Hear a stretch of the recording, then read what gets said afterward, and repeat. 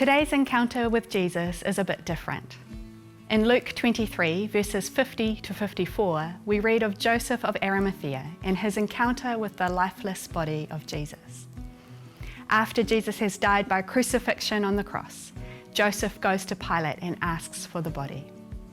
Pilate grants this request, so Joseph takes Jesus' body, wraps it in linen cloth, and lays it in a previously unused tomb. Although Joseph is a member of the Jewish High Council, he did not agree with the council's decision to crucify Jesus.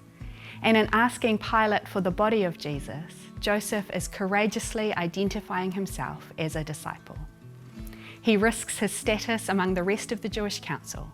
He goes against the crowd in order to ensure that Jesus is honoured with an appropriate burial. Joseph, like the other disciples, would have been confused and distraught by the death of Jesus. Their expectations and hope for the coming kingdom were centred on him, and now he was dead. What did this mean?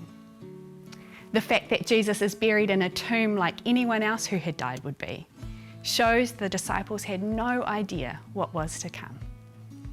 The resurrection was not anticipated. Yet, even in his confusion and disappointment, Joseph chooses to honour Jesus. He publicly acknowledges his faith in him and generously offers a tomb for him to be buried in. How do you respond to God when you experience confusion and disappointment? What do you do when you can't see how God is working? Do you give up, lose hope, turn away from God? Or do you remain faithful, honouring Jesus for who he is and trusting in his word, even in the face of disappointment? The disciples had no idea what was to come, but God was still at work. Even though they could not see it now, in a couple of days' time, they would be rejoicing at the resurrection of Jesus.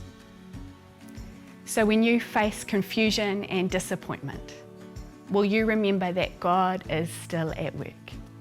And will you continue to honour Jesus as you wait and watch for what he will do?